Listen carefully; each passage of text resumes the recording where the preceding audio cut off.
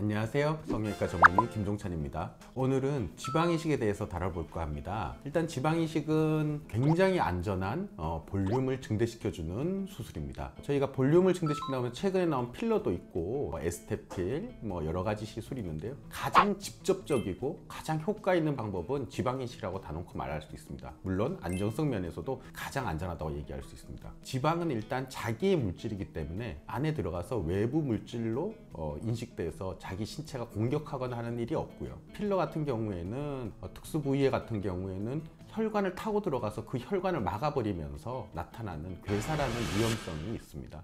그런데 지방이식 같은 경우에는 확실히 그런 부작용이 적고요. 지방이식에도 좀 고려해야 될 부작용 중에 하나라면 감염이 있을 수 있습니다. 하지만 지방이식을 주로 많이 하는 쪽은 얼굴 쪽이고요. 얼굴 쪽은 감염에 굉장히 강한 부위이기 때문에 상대적으로 안전한 수술이라고 말씀드릴 수 있을 것 같습니다.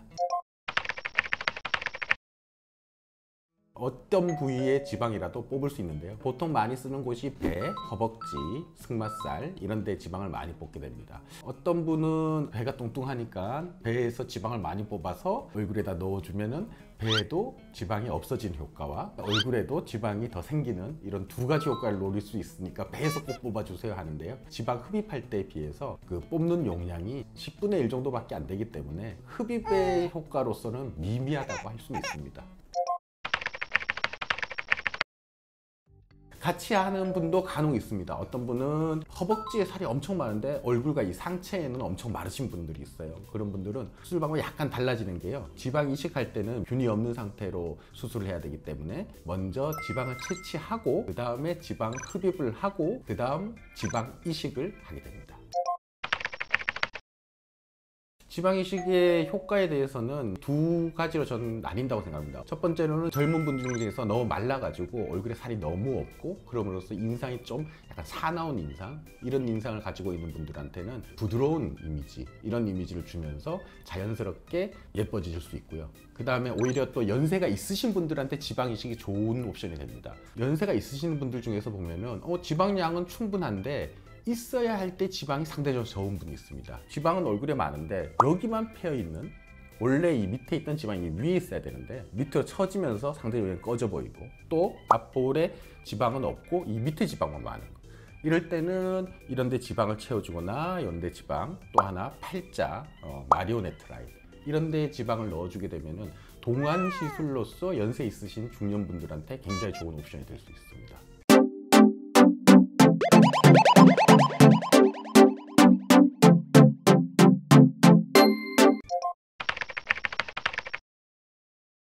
유지기간은 평생입니다, 사실. 그런데 환자들이 보통 느끼기에 저 지방 이식했는데 다 없어졌어요 라고 말씀하시는 환자들이 있는데요. 지방은 생착률이 안 좋은 경우에는 한 30%, 좋은 경우에 한 40%가 됩니다. 10을 넣어주면 3, 4만 살아남고 나머지는 생착되지 못하고 없어지기 때문에 살아남은 3, 4는 평생 간다고 생각하셔도 됩니다. 3, 40% 정도의 지방 생착량은 일반적인 거니까 의사가 생각하기에 이분은 얼굴에 이 정도 볼륨감이 있었으면 좋겠다 이렇게 생각하는 양을 1차로 만족시킬 수도 있는데요. 상대적으로 어렵고요. 그래서 2차, 3차까지 계획을 하게 됩니다. 한 번 지방을 양을 뽑은 다음에 1차는 바로 생착을 시키고요. 나머지 뽑아놓은 지방은 아주 극 좋은 냉동에 신 다음에 얼굴에 생착이 끝난 시점에 다시 그거를 해동시켜서 넣어줄 수 있습니다.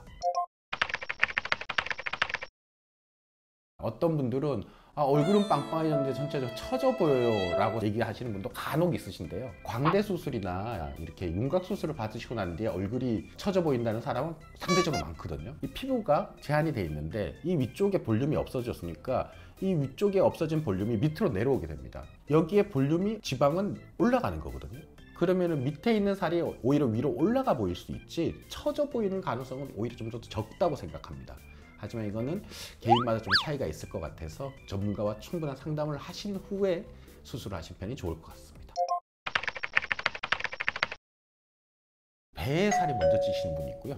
어떤 분들은 허벅지 살이 먼저 찌시는 분도 있어요. 얼굴에 지방 이식을 했었을 때는 그 지방도 채취된 곳의 성량을 따라가기 때문에 안정적으로 유지되는 부위에 지방을 빼주는 편이 좋다고 생각합니다. 어떤 병원에서 지방 이식을 받았는데 이식할 지방이 살이 별로 없으니까 살을 충분히 찌워 오세요. 그래야지 지방을 많이 뽑을 수 있으니까요. 이렇게 얘기를 하고 지방을 뽑았다고 하는데 이건 너무한 거 아니냐고.